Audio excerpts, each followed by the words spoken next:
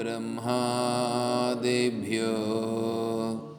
ब्रह्मविद्या संप्रदायकर्तृभ्यो वंशऋषिभ्यो महद्भ्यो नमो गुरुभ्यः। ॐ शङ्कारूपेण मच्चित्तं पङ्कीकृतमभूद्यया किं करीयस्य सा माया शङ्कराचार्यमाश्रयेत्। ॐ युक्ताहारविहाराय विविक्तस्थलवासिने मलयाळयतीन्द्राय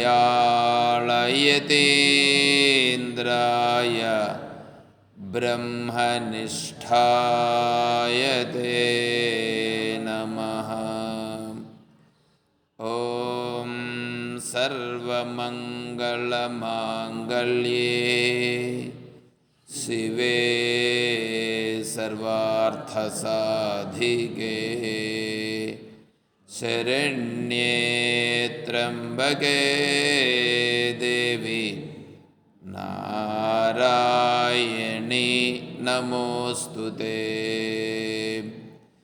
ॐ नारायणं नमस्कृत्य नरं चैव नरोत्तमं देवीं सरस्वतीं व्यासं ततो जयमुदीरयेत्।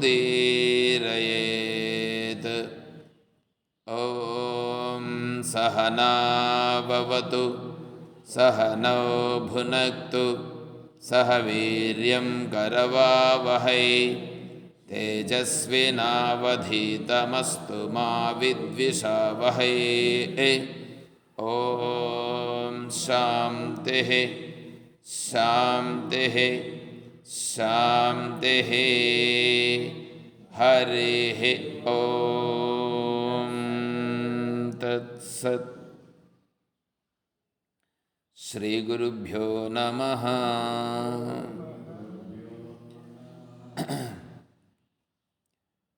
పూజ్య గురుదేవులు తత్వవిధానంద స్వాముల వారి యొక్క దివ్య చరణారవిందములకు ప్రణమిల్లుతూ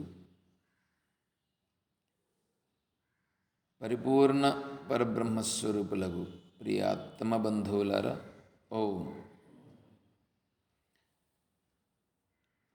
మనము ధ్యానము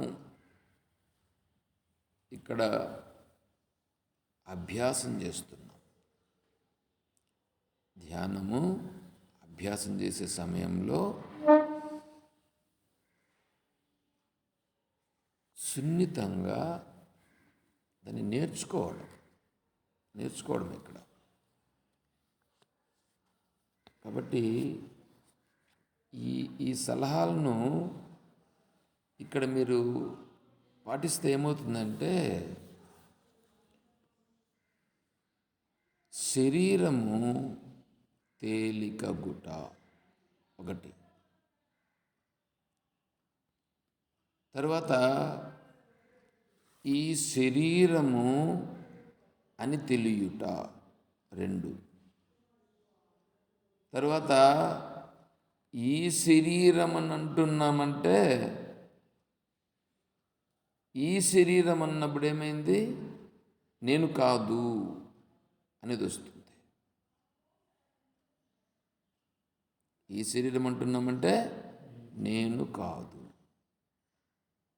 అనేది వస్తుంది. ఇవి ఇక్కడ నేను చెప్పేటప్పుడు మీకు సలహాలు సూచనలు చేస్తూ వస్తాను.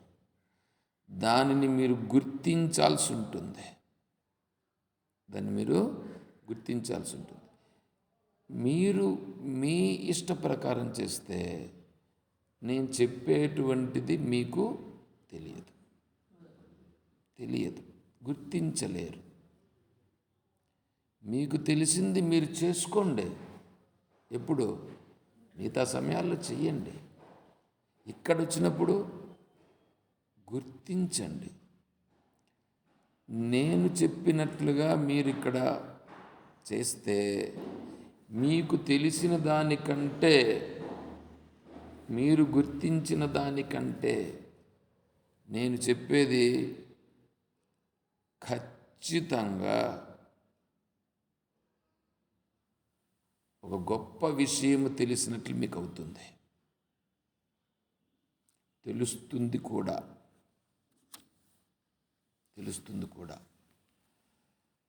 కాబట్టి మీరు అది చూడండి.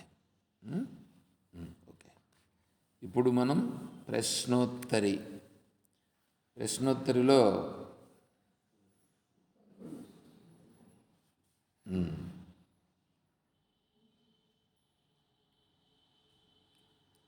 పదకొండవ శ్లోకము 9వ పేజీలో ఉంది.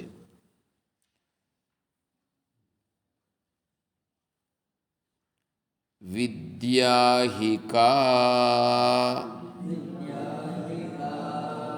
బ్రహ్మగతి ప్రదాయ బోధోహికో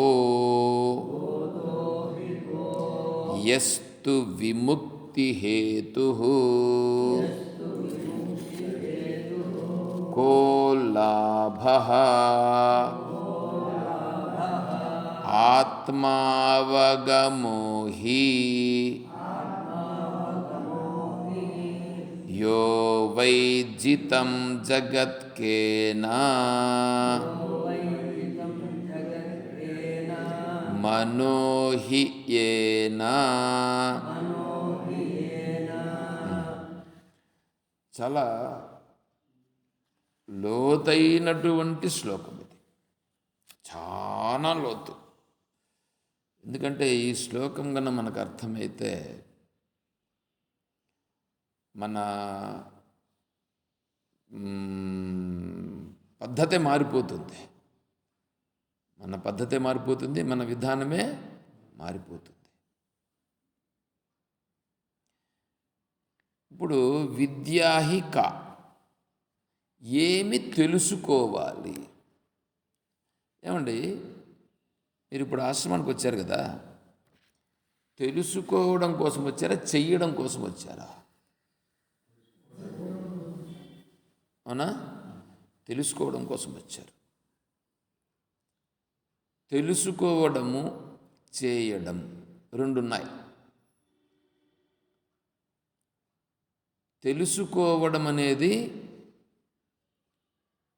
బుద్ధితో చేసే పని, చేయడం అనేది శరీరము, ఇంద్రియాలు, మనస్సు వీటితో చేసే పని. బుద్ధితో చేసేది తెలుసుకోవడం. ఇప్పుడు అమ్మగారు మీరు ఇట్లా తిరుక్కోండి, నా వైపు తిరుక్కోండి, కొంచెం వెనక్కి జరుక్కోండి. మీరు కూడా మీ వెనక్కి జరుపుకొని నా వైపు తిరగండి. ఎందుకంటే దృష్టి నా మీద పెడితే వెనక్కి జరగండి అంటున్నా. మీరు కూడా రేపటి నుంచి కొద్దిగా వెనక్కి వేసుకోండి. రేపటి నుంచి, ఎందుకంటే ముఖం చూసేదానికి బాగుంటుంది, దగ్గర ఉండేదాని వల్ల ఇట్లా దగ్గరగా చూసుకున్నట్లుగా ఉంటుంది. సరే, ఇప్పుడు చెయ్యడం అనేటువంటిది కర్మ, తెలుసుకోవడం జ్ఞానం. చెయ్యడం కర్మ. ఇప్పుడు స్కూల్కి వెళ్తారు. నిన్న చెప్పుకున్నాం మనం, నిన్న చిన్నపిల్లవాడి నుంచి, పుట్టినప్పటి నుంచి తెలుసుకోవడం అనేది ప్రారంభిస్తున్నాడు. వాడు చిన్నపిల్లవాడు తెలుసుకోవడం ప్రారంభిస్తూ ముందుకెళ్తున్నాడు. ఈ తెలుసుకోవడం ప్రారంభిస్తూ ఏం చేస్తున్నాడంటే స్కూల్కి వెళ్తున్నాడు. స్కూల్లో ఫ్రెండ్స్, అక్కడ వాళ్ళతో కొన్ని విషయాలు తెలుసుకుంటాడు. ఆ తర్వాత గురువులు, గురువులతో కొన్ని విషయాలు తెలుసుకుంటాడు. ఇంటికి వస్తాడు, ఇంటికి వచ్చి ఏం చేస్తాడంటే ఒక చిన్న స్కేల్ ఒకటి ఎత్తుకుంటాడు. నేను టీచర్, మీరు స్టూడెంట్స్, కూర్చో, నేను చెప్పింది విను అంటాడు. అంటాడా?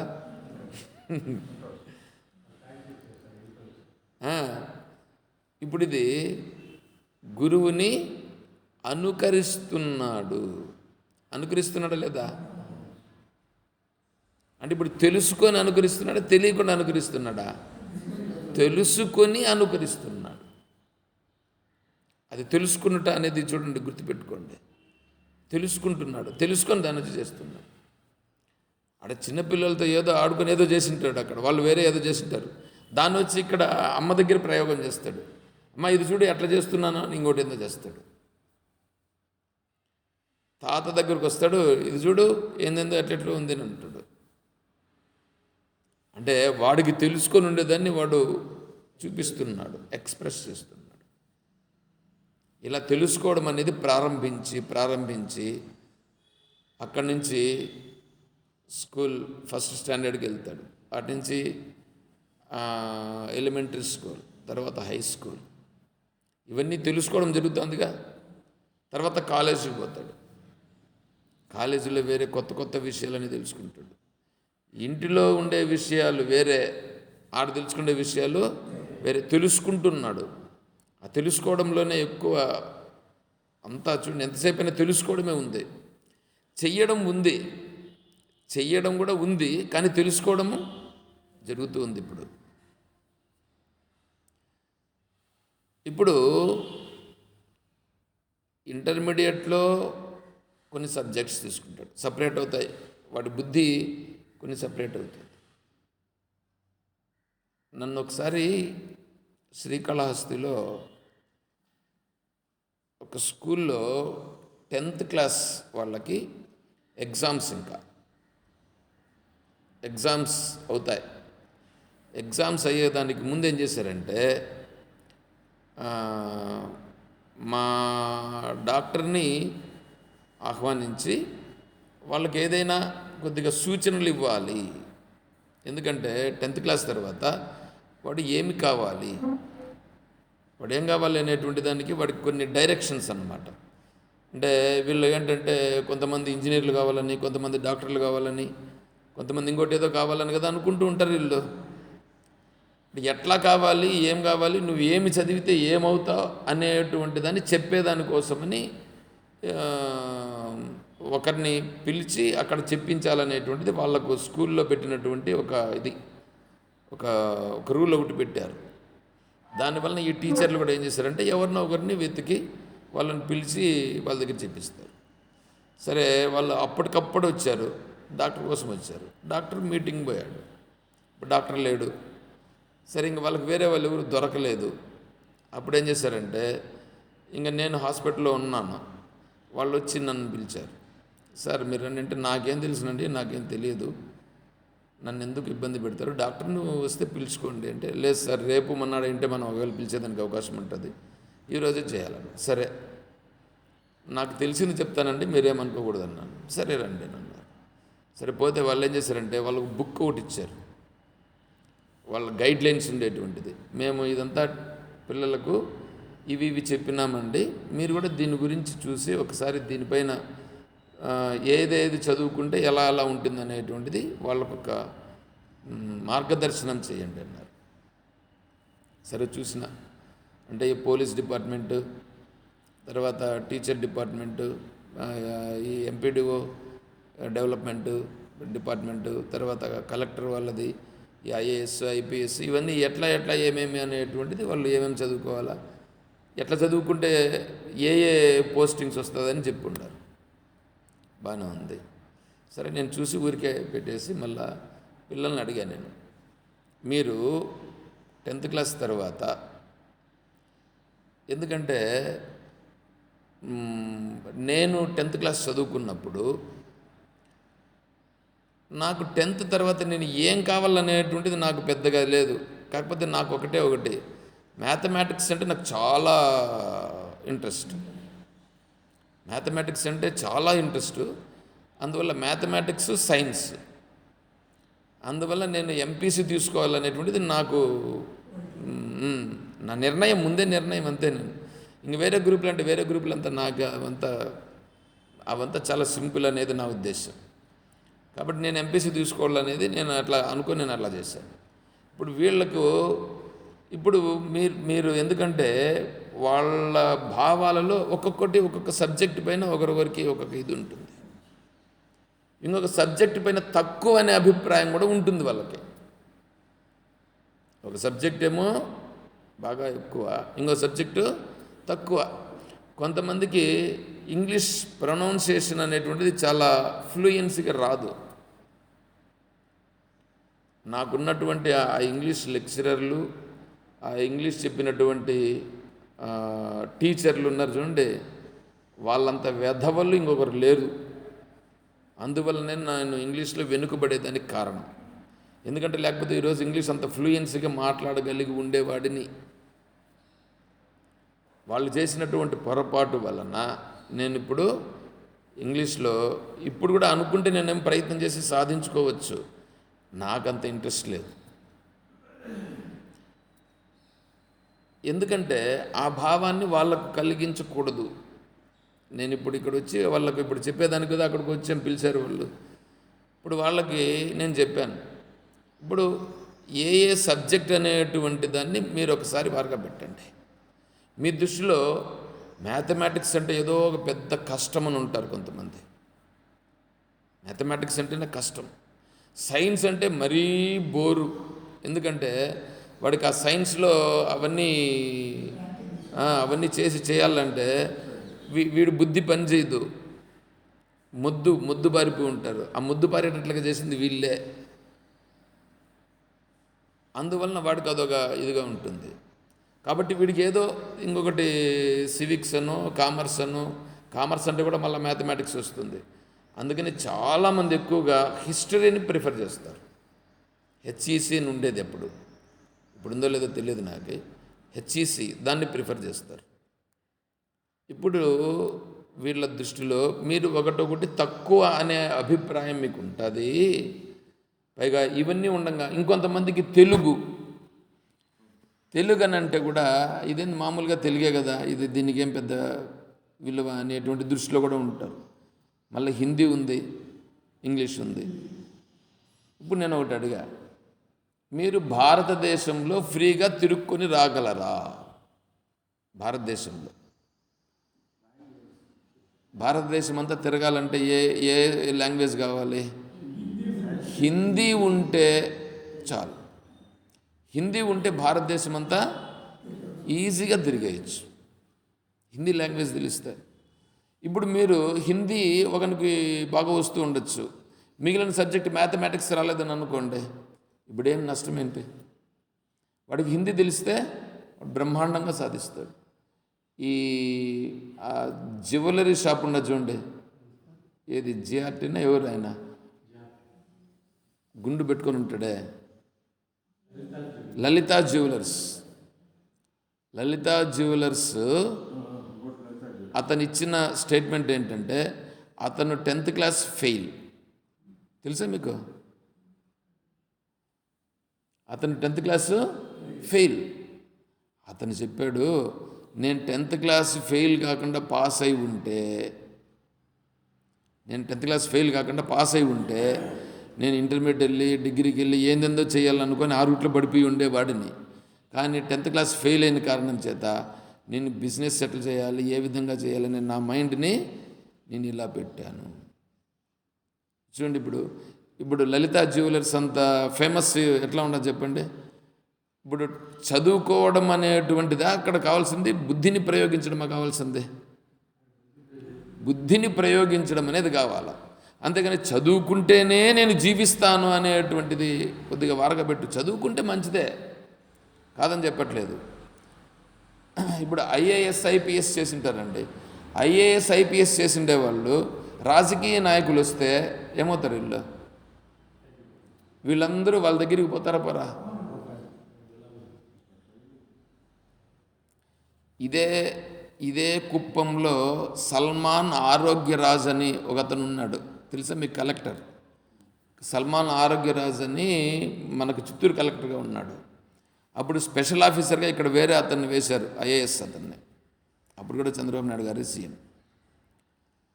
మాకు మీటింగ్ పెట్టారు.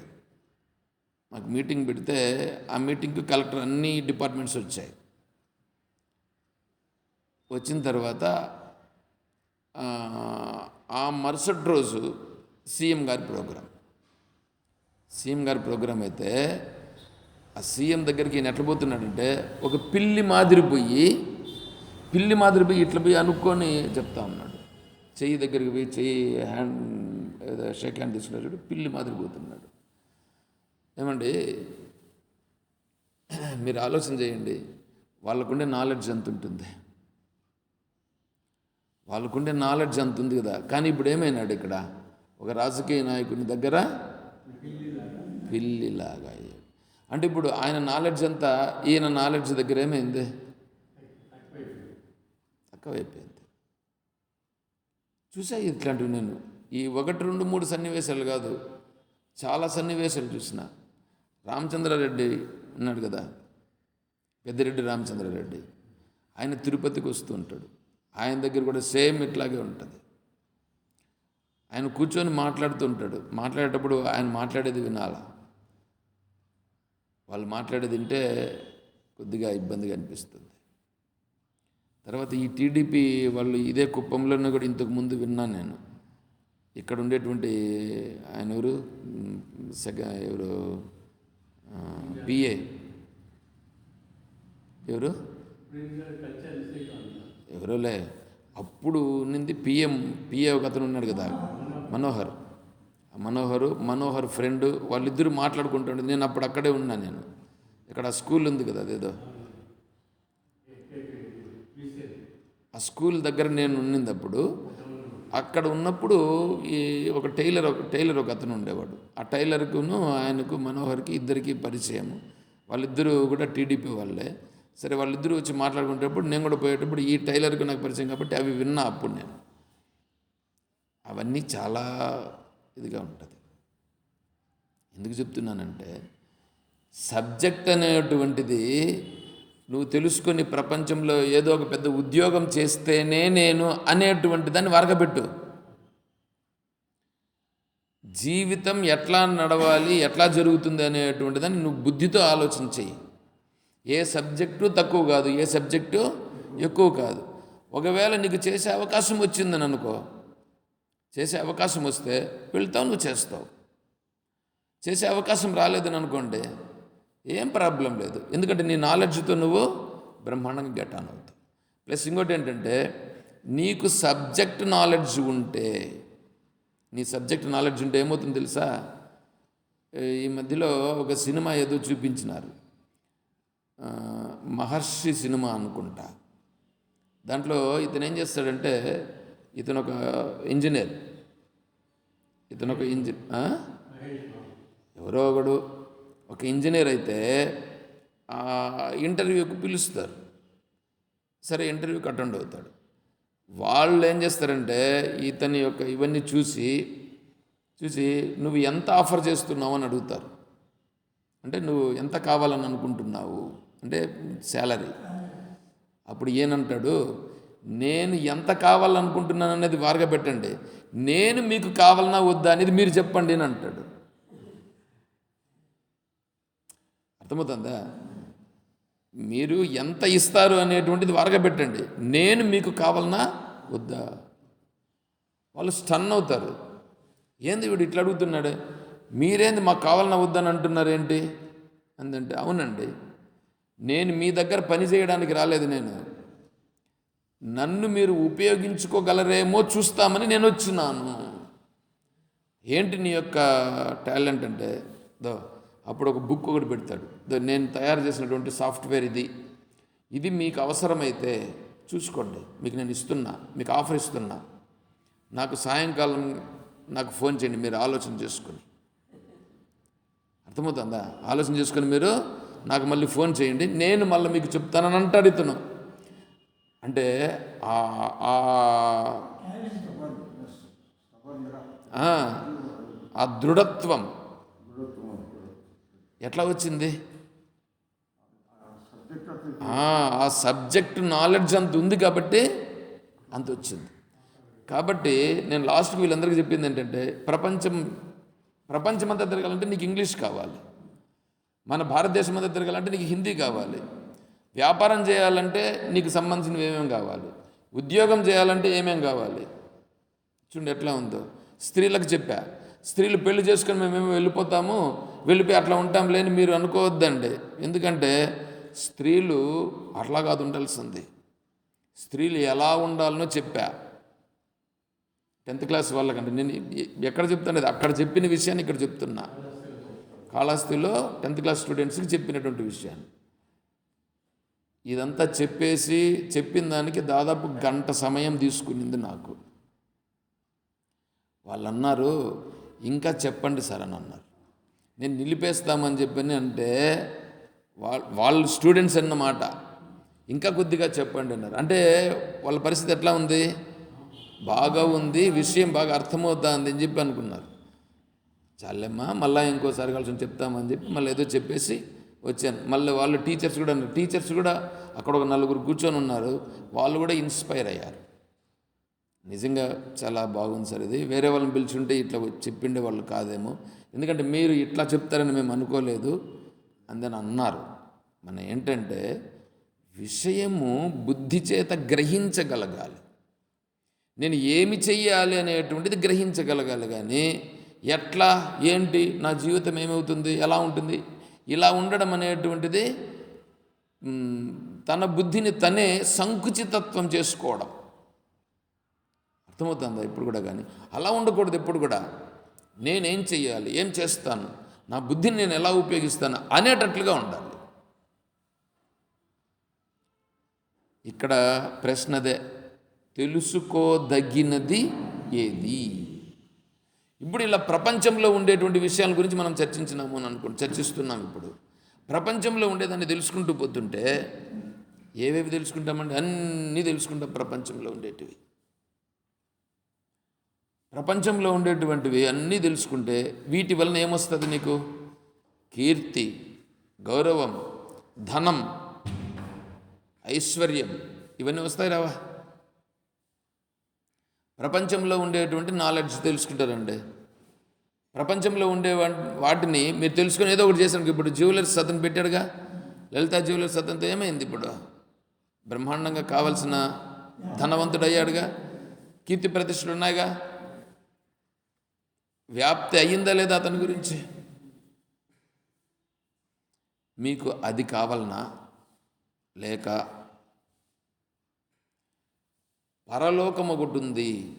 పరలోకం అంటే శరీరం విడిచిపెట్టిన తర్వాత ఎక్కడికో పోతాం. ఆ లోకంలో ఎక్కడో పోయి ఏదో అనుభవిస్తాం కదా. ఆ అనుభవించే దాంట్లో స్వర్గలోకాన్ని పొందాలనా, లేదా వైకుంఠాన్ని పొందాలనా? ఏం కావాలని మీరు అనుకుంటున్నారు? చూసుకోవాలి. మనం వీటిని ఆలోచన చేసుకొని మన బుద్ధితో నిర్ణయం చేసుకోవాలి. దీనిని చూస్తే ఇక్కడ ఒక నిర్ణయం అనేది వస్తుంది. ఏమి నిర్ణయం అంటే, ప్రపంచంలో నువ్వు ఎంతన్నా సంపాదించు, ప్రపంచంలో ఎంత కీర్తి ప్రతిష్టలన్నా తెచ్చుకో, శాంతిగా ఉన్నావా? ఒకటే ప్రశ్న, ఏమిటి? శాంతిగా ఉన్నావా? ఏమంటే శాంతిగా ఉన్నారా? ప్రపంచంలో ఏమి సంపాదించినా శాంతి లేదు. ఎందుకది? అది దుఃఖముతో కూడుకున్నది. అది తయారయ్యిందే దుఃఖంతో తయారయ్యింది. ఏది? ప్రపంచంలో నువ్వు ఏదైనా తీసుకో, అదంతా కూడా తయారైంది. దేంతో తయారైందంటే దుఃఖముతో తయారైనది. ఎందుకంటే ఈ ప్రపంచంలో ఉండేదంతా పంచమహాభూతాలతోనే కదా తయారైంది. పంచమహాభూతములతో తయారైనటువంటిది ఏది ఉందో ఇదంతా గుణాత్మకం. సత్వగుణం, రజోగుణం, తమోగుణం. సత్వరజస్తమో గుణాల చేత తయారైనటువంటివన్నీ అవి గుణరూపాన్నే ప్రకటిస్తాయి, కానీ గుణాల కంటే వేరైన దాన్ని ప్రకటించగలుగుతుందా? స్టీల్తో తయారైంది స్టీలే ఉంటుందా, లేకపోతే ఇంక వేరే ఉంటుందా? స్టీలే ఉంటుంది. మట్టి చేత తయారైందంతా మట్టియే, అంతేనా? అలాగే గుణముల చేత తయారైనదంతా గుణములే. సత్వగుణము చేత తయారైనటువంటిది సత్వగుణ లక్షణాలు కల్పిస్తుంది. రజోగుణము చేత తయారైనది రజోగుణ లక్షణాలు కల్పిస్తుంది.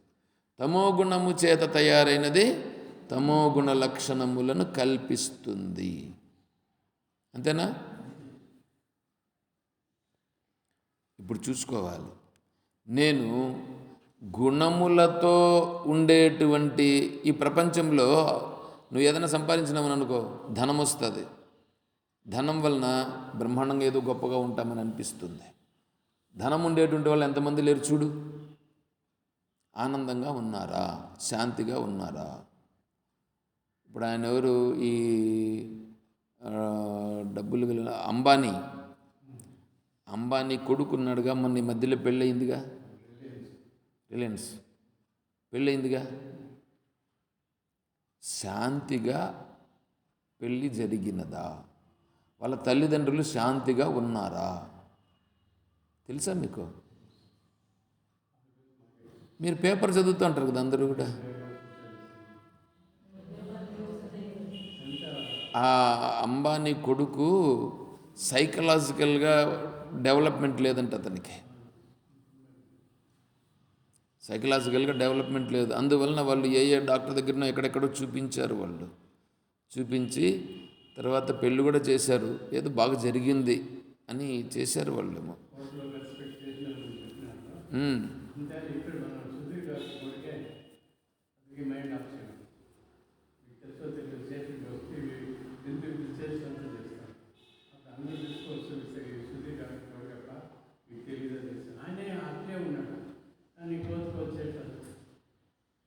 కాబట్టి ఏంటి పరిస్థితి చూడండి ఎట్లా ఉందో. కాబట్టి ధనం ఉన్నంత మాత్రాన శాంతి ఉంటుందా? శాంతి లేదు. ఒకటి. రెండవది, వేరే ఏదేదో సంపాదిస్తే మనం ఏదైనా శాంతిగా ఉంటాము కాదు. అట్లయితే సంపాదించాల్సిన పని లేదా? సంపాదించాలి. ఎట్లా సంపాదించాలి? ధర్మబద్ధముగా సంపాదించాలి. ధర్మబద్ధంగా సంపాదించాలి. జీవనయాత్ర కొరకు సంపాదించాలి. చూడండి అంతే. అది ఎంతవరకు అనేది ఉంటుంది. దాని గురించి మనం ధర్మో రక్షతి రక్షిత చెప్పుకుంటున్నాం, అక్కడ చెప్తాం. అది ఈరోజు ఉంది టాపిక్. ఆ టాపిక్లో అక్కడ చెప్తాం. ఇప్పుడు విషయము దాని వైపు పోకూడదు. ఇప్పుడు తెలుసుకోవలసినది ఏమిటి అంటే, ఇప్పుడు వీటి వలన నాకు శాంతి రాదు అనేది తెలుసుకోవాలి ఇక్కడ, అంతవరకే.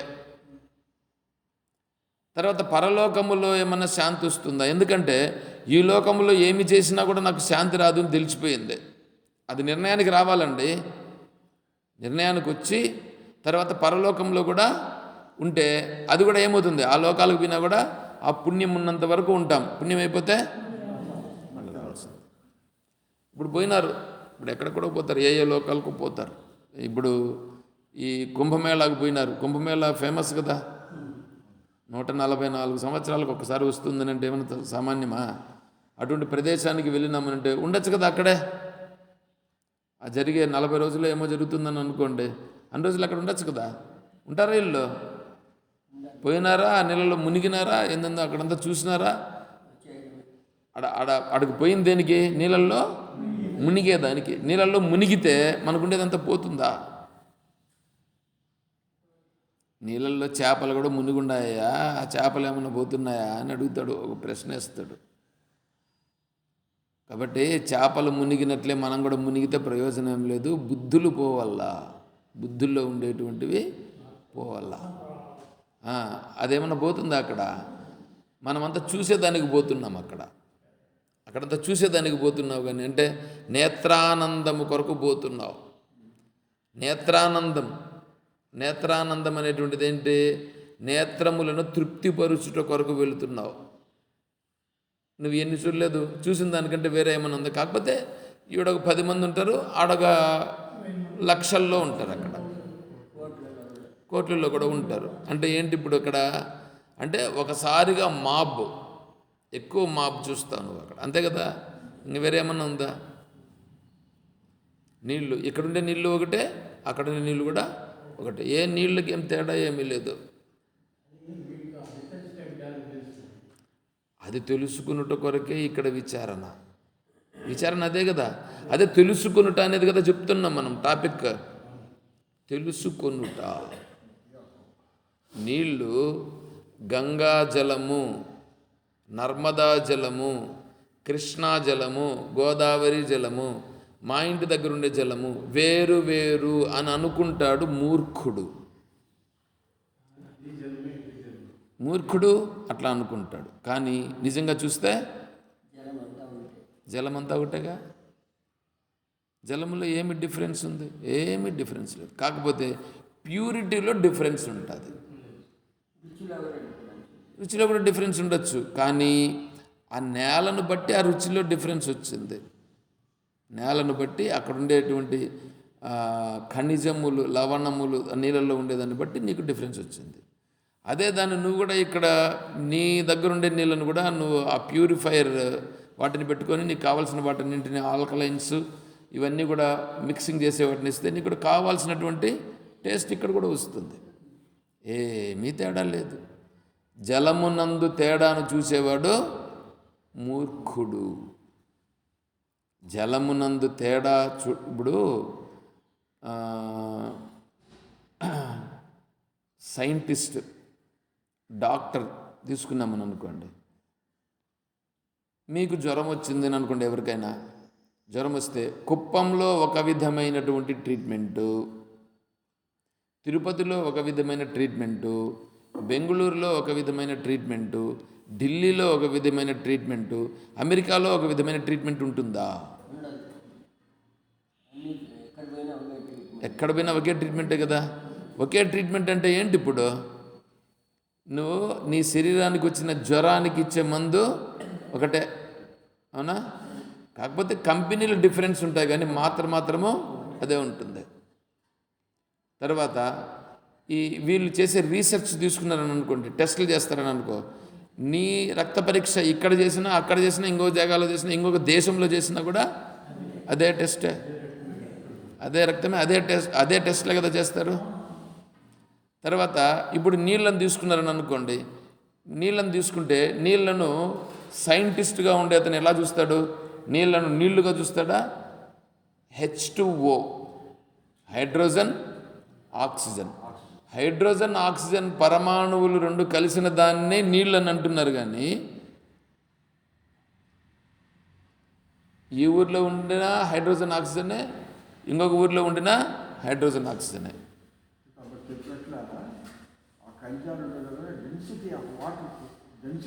కొన్ని వాటర్ థిక్గా ఉంటుంది, కొంచెం పలుచగా ఉంటుంది కొన్ని ఏరియాలో.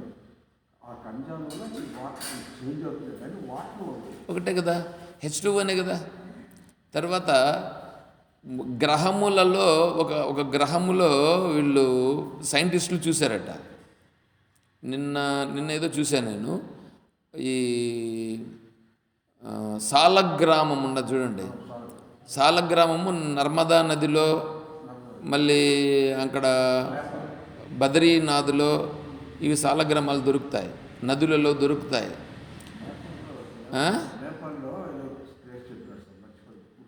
ఎక్కడో ఒక జాగాలో అనుకోండి, నేపాల్లో కూడా అనుకో. అక్కడ ఇప్పుడు ఏంటంటే ఆ సాలగ్రామంలో అనేటువంటి ఇప్పుడు శివలింగం దొరుకుతుంది అనుకోండి నర్మదా నదిలో. ఇప్పుడు అదొక రాయి ఉంటుంది. ఆ రాయి ఏమవుతుంది?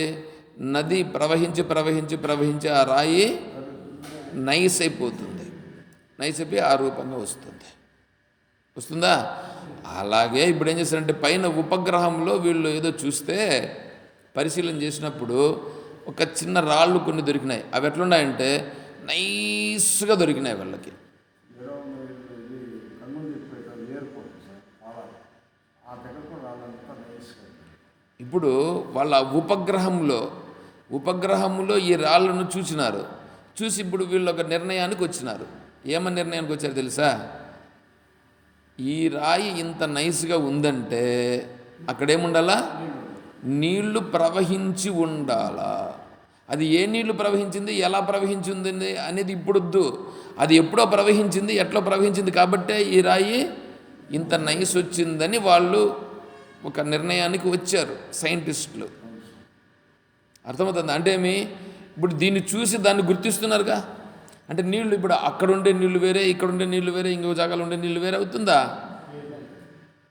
ఇప్పుడు ఏమైంది? తెలుసుకుంటే ఏమైపోయింది? ఏకం వచ్చిందా? తెలుసుకొనుట చూడండి ఎట్లా పోతా ఉందో విషయం.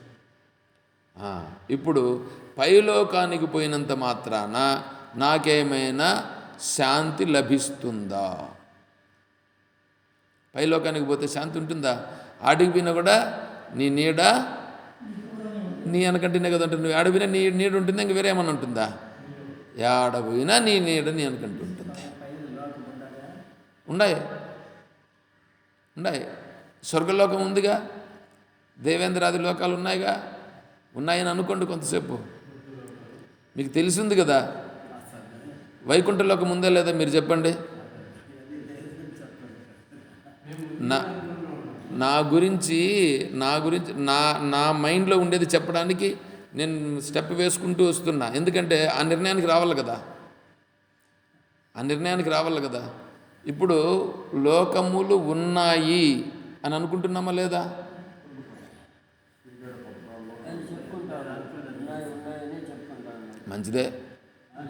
మంచిదే. ఇప్పుడు లోకాలు ఉన్నాయి అని అన్నారని అనుకోండి. లోకాలు ఉన్నాయి అని అంటే మనం అడిగినామని అనుకో, లోకాలను చూచినావా?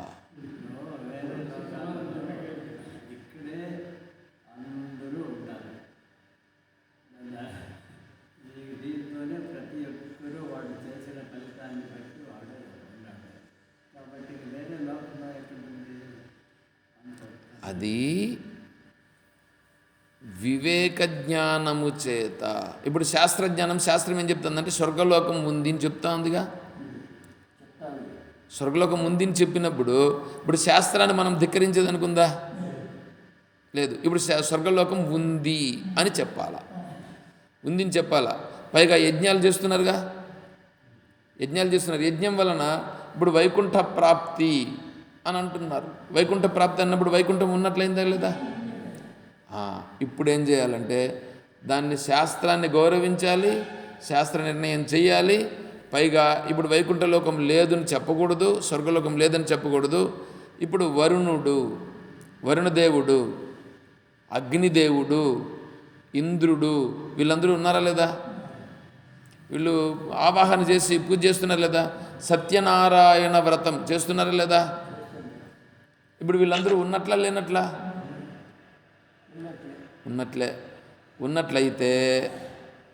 ఉన్నట్లయితే ఒక మాట అనుకుందాం.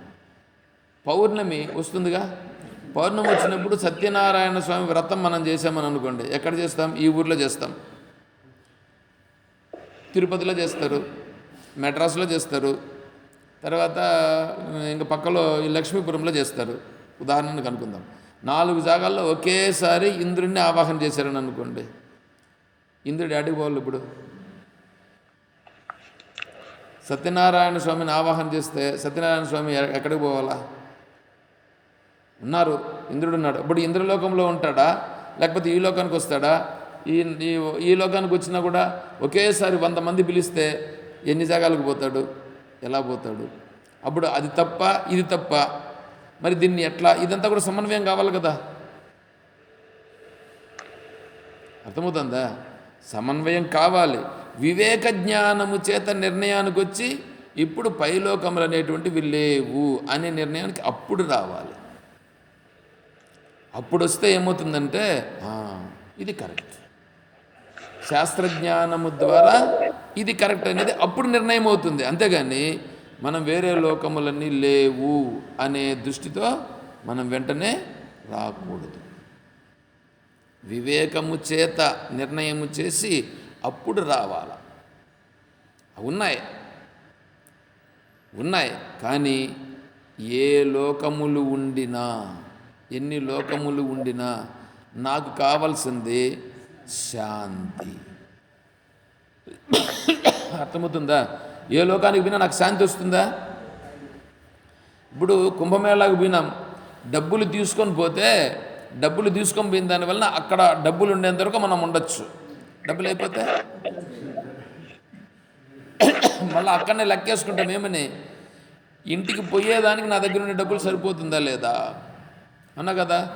నా దగ్గర ఉండే డబ్బులు సరిపోకుండా పోతే ఏమవుతుంది? కష్టాలు పడాల్సి వస్తుంది కదా. కాబట్టి డబ్బులు వచ్చేదానికి పెట్టుకునే మిగతా డబ్బుల్ని ఖర్చు పెడతాం. అలాగే నువ్వు ఏ లోకానికి పోయినా ఆ లోకంలో ఖర్చు పెట్టుకొని ఈ లోకానికి మళ్ళీ తిరిగి వచ్చేదానికి చూసుకొని పెట్టుకునే వస్తాం.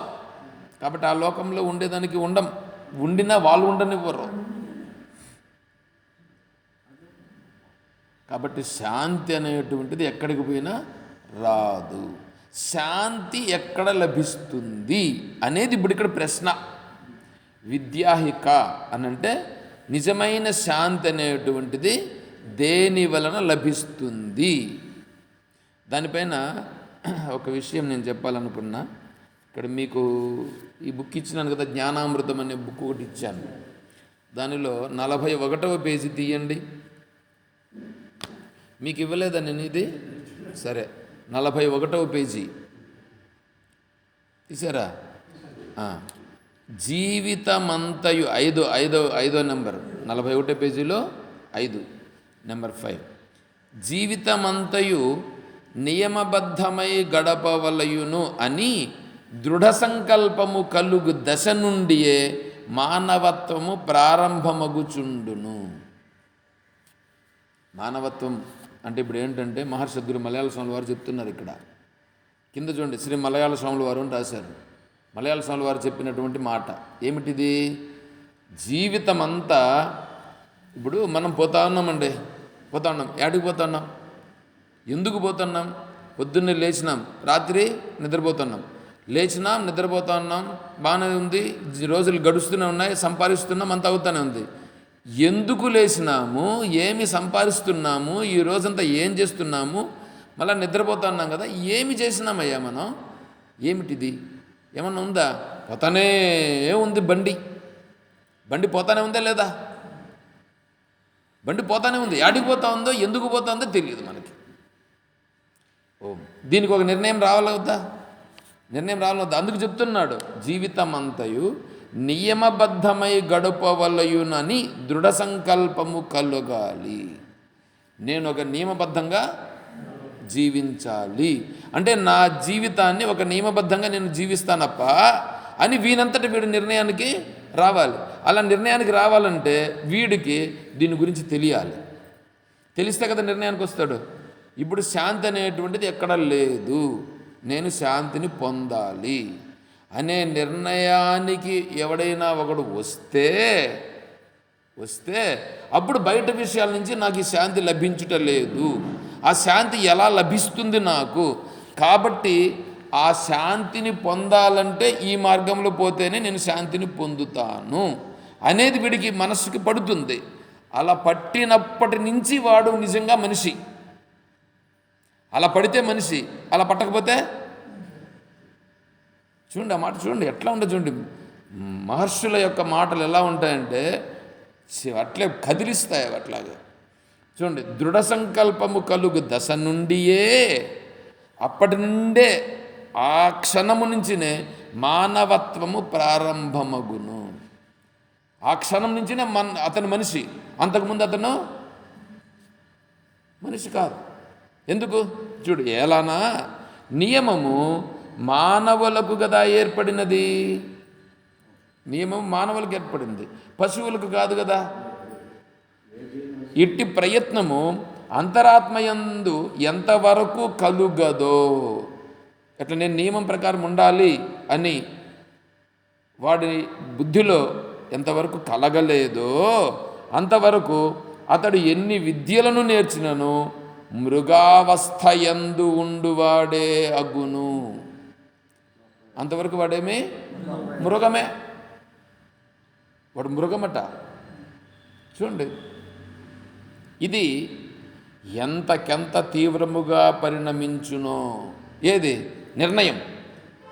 నిర్ణయం ఎంత ఎంత ఎంత దృఢమైతే ఏమిటి, నేను ఈ నియమాల ప్రకారంగా ఉంటాను, ఈ పద్ధతి ప్రకారంగా ఉంటాను, ఇలాగ చేస్తాను.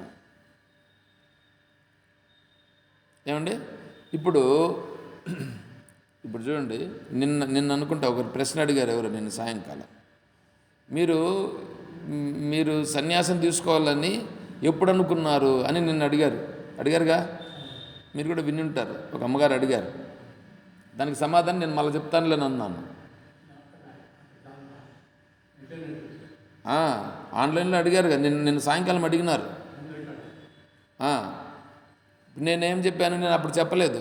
ఎందుకు? సమయం అక్కడ సమయం లేదు, ఇప్పుడు ఇక్కడ సమయం వచ్చింది. ఎందుకు? ఈరోజు ఇలా ఉండాలనంటే ఈరోజు నిర్ణయమా?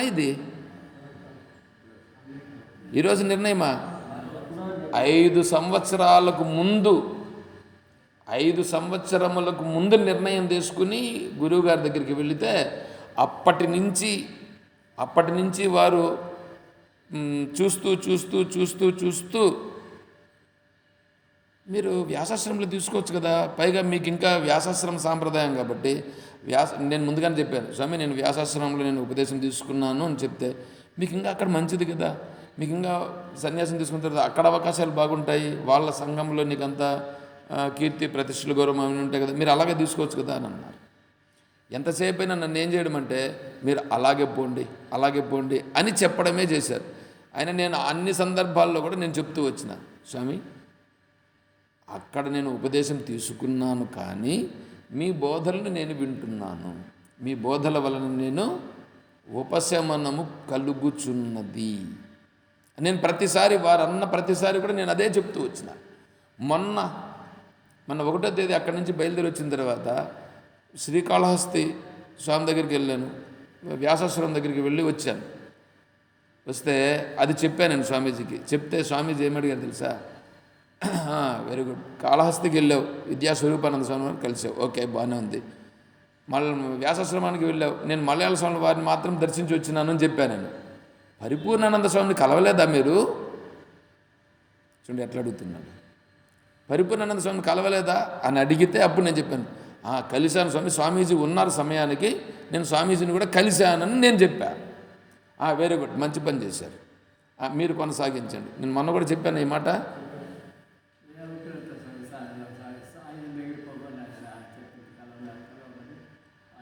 అంటే ఆ సాంప్రదాయంలో ఉన్నారు ఒకటి, రెండవది మీరు అక్కడికి వెళ్ళి కలిస్తే ఇప్పుడు ఇక్కడ ఒక ఉద్దేశం ఏం తెలుసా? ఆ ఉద్దేశం ఏంటంటే, మా బీజాన్ని ఒక బీజం వేసి పంపించినామయ్యా, ఈ బీజాన్ని మీరు ఉపయోగించండి. ఇండైరెక్ట్గా స్వామివారి యొక్క ఉద్దేశం, నేను బీజం వేశాము, ఈ బీజాన్ని మీరు ఉపయోగించండి. ఒక అర్థమవుతుందా? అది కాబట్టి అందుకే అంటున్నాడు, ఇక్కడ ఏమంటున్నాడు, ఈ నియమ పాలన ఎంతకెంత దృఢమైతే తీవ్రముగా పరిణమించునో అంతకంతకు అదేమవుతుంది, పెరిగి ఒకానొకప్పుడు పరిశుద్ధాత్ముడై అతను పరిశుద్ధుడై ఈశ్వర సమీపమును చేరుచుండును. చూసారా? ఏం డిటర్మినేషన్ చేసుకోండి చేయాలి, ఆ డిటర్మినేషన్ డెవలప్ కానీ అప్పటికి ఎందుకు చెప్తున్నాము? తెలుసుకోవలసినది ఏమిటి ముందు తెలుసుకో. అది అక్కడ నిర్ణయానికి కరెక్ట్గా రా. అర్థమవుతుందా? నిర్ణయానికి కరెక్ట్గా వస్తే అప్పుడు ఏమవుతుంది? డైరెక్షన్ మారుతుంది. అదే పట్టాల దగ్గర నేను అడుగుపోయినప్పుడంతా దాన్ని గమనిస్తూ ఉంటా. ఒక జాగాలో ఒక పట్టా ఏముంటుందంటే ఇట్లా ఉంటుంది ఒకటి, ఆ డైరెక్షన్ చేంజ్ అవుతుంది. అక్కడ ఒక పాయింట్లోనే కదా చేంజ్ అయ్యేది. ఆ ఒక్క పాయింట్ చేంజ్ అయిపోతే లైనే మారిపోయిందండి. చిన్నది, స్వల్పమప్యస్య ధర్మస్య త్రాయతో మహతో భయాత్. ఎంత సూక్ష్మం చూడండి. మా సద్గురు మలయాళ స్వామి వారు మనకు అంత చెప్తున్నారు. దానిని ఇక్కడ ప్రశ్న శిష్యుడు అడుగుతున్నాడు, నేను ఏమి తెలుసుకోవాలి, ఏమి తెలుసుకుంటే నేను నిజంగా తెలుసుకున్నవాన్ని అవుతాను. ఇంతవరకు ప్రశ్న చెప్పుకున్నాం మనం. ఇప్పుడు తెలుసుకోవాల్సింది ఏమిటి అనేదాన్ని మనం మళ్ళీ విచారణ చేస్తాం. అర్థమైందా ఇక్కడికి? ఓకే.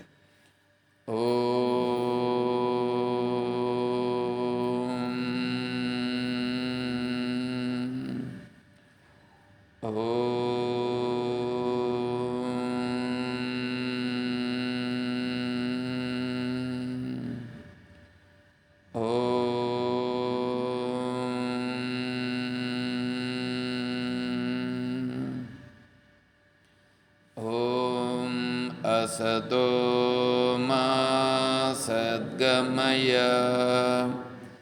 ॐ तमसो मा ज्योतिर्गमय ॐ मृत्योर्मा अमृतं गमय ॐ शान्तिः शान्तिः शान्तिः हरिः ॐ तत्सत् ॐ सर्वं श्री सद्गुरुचरणारविन्दार्पणमस्तु।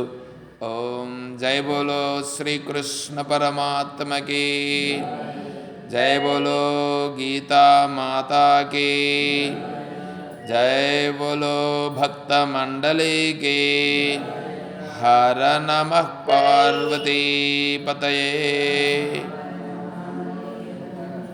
जय सीताराम। हरिः ॐ तत्सत्। ॐ हरिः ॐ तत्सत्। ॐ हरि ओम। ॐ